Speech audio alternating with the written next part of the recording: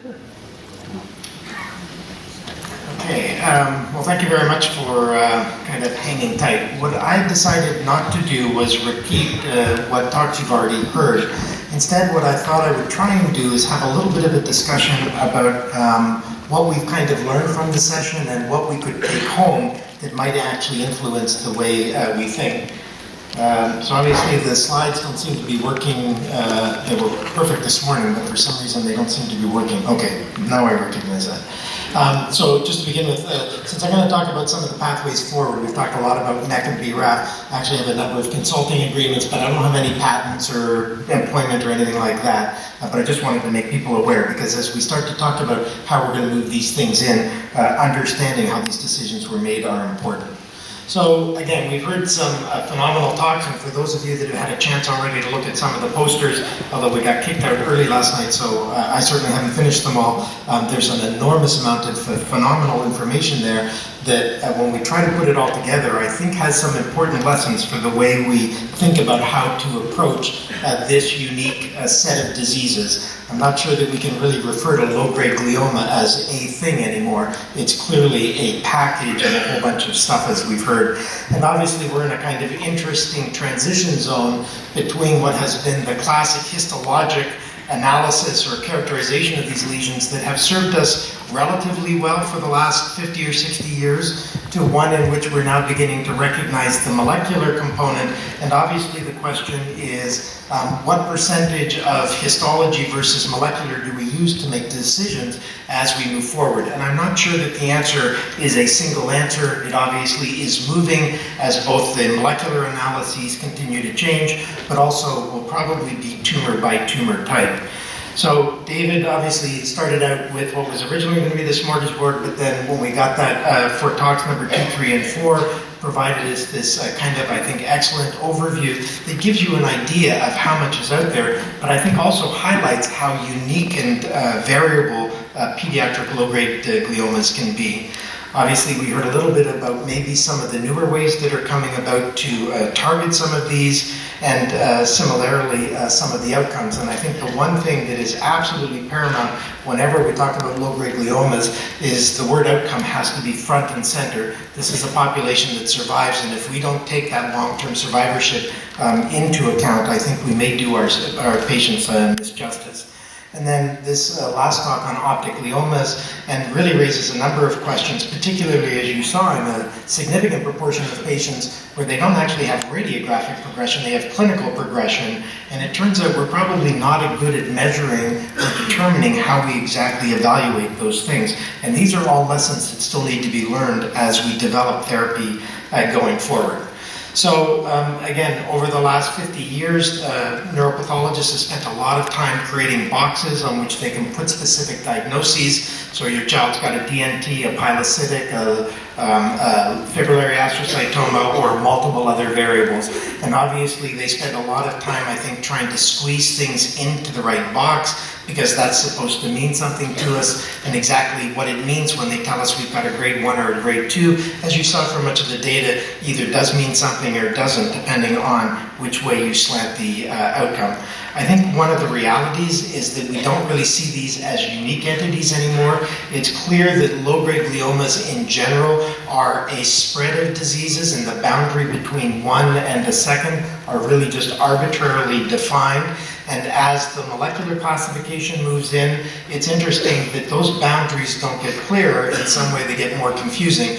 We saw BRAF, V600E mutations in virtually every single subtype. Does that mean we should be thinking about V600E tumors versus not? We saw truncated fusions in virtually every single subtype, whether it was referred to as a ganglioma, a pilocytic astrocytoma, or so forth, and it again raises probably more questions than it answers. But it's certainly not going to stop us from trying to produce at least some guidelines by which we can move forward.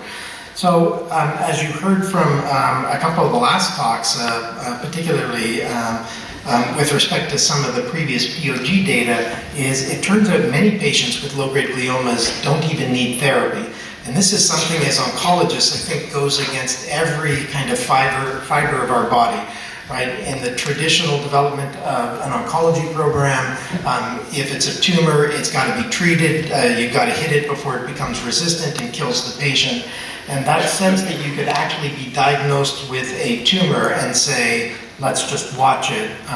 It was picked up incidentally, it's not causing any problems. There are very few circumstances in the oncology field, certainly in pediatrics, right? We would never do that for a medulla, we wouldn't do it for a DIPG, we wouldn't do it for a choroid plexus tumor, and yet we are willing to do it for these. And again, it raises some very interesting questions. And one suspects that there isn't going to be a unanimous decision here. If we all looked at the same patient, I suspect in some circumstances, some of us would biopsy or treat and others would not. And obviously, if then we take on the additional role of diseases like NF1 and their role in pediatric low-grade gliomas, I suspect much of this gets even more complicated.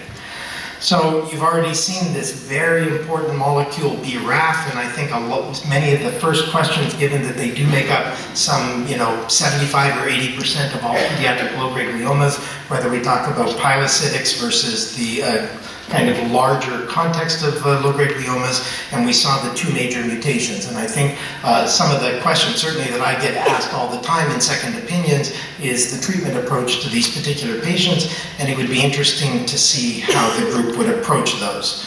So what does it mean for our patients? Well, the first question is obviously, when we go back to our homes, having heard all of the biology, in the process of sitting with a newly diagnosed patient for whom our pathologist has given a diagnosis, how do we make a decision about what we refer to the family in terms of the final result? So one of the questions I had for the group, and this is a group participation effort, I know most of you you come here to kind of get the answer, actually you're going to be part of the answer. This is a wonderful opportunity to actually look to your neighbors and kind of see how do I do things versus how do some of my neighbors. So just to begin with, how many sites here routinely perform an analysis on your low-grade gliomas for the KIAA truncated fusion? Just by a show of hands. And more importantly, how many don't? Okay, so about half of the centers don't seem to be doing it, half of them seem to be doing it, and the other, well, a quarter, and then the other half of the audience, I think, is so tired from raising beer glasses to their mouth last night, they just couldn't get the energy to raise their hand. But that's important. So 50-50 for those that are willing to commit. And that's important because if we think about the fact that half of the sites here are not actually testing these, the question is, do we have the mechanism so that they have places to send it to so that that can be done if we believe that's important? Obviously, similar question, how many sites here routinely test for the V600E mutation? Okay, and how many don't? Okay, so actually more centers clearly test for V600E, and that's not surprising. There are multiple adult assays in virtually every major center that would have those methodologies worked out, so it's probably not surprising that that's an easier one to do. So almost all of us test for the one that's quite infrequent, and less than half of us test for the one that's most common. Gives us, again, some idea of the way we approach this field. And then for those of you that have done the two BRAFs and neither of them is positive, and we've heard about the kind of 20-odd% of the tumors that don't have either of those, how many go on to do additional molecular testing to look for other targets? So how many do that? Okay, so either it's all of the drinkers from last night and they just didn't raise their hands, or very few people do that. And when you've seen how much of the critical data is coming out of here that tells us about these other pathways, the fact that the vast majority of patients aren't being treated tells us a lot about how we should move forward with some of these clinical trials. And then I guess the last question, and it was a little bit of the one that I raised to David this morning in his talk, how many people here think that if you have the BRAF truncated fusion, that ought to be used as part of the diagnosis? So how many people think that ought to be part of the diagnosis? And I say that knowing that, for example, the new WHO does not include it as part of the diagnosis. So it's interesting what we on the clinical or research side feel as opposed to the neuropathologists. And how many people feel it should not be used? See, very few. That's interesting. So here we seem to have differed a little bit from what is the accepted approach, at least from the neuropathologic committee. And obviously, as you'll hear, and I think the next talk, remember that the neuropathologist designed the WHO criteria, not necessarily to include everything we can do.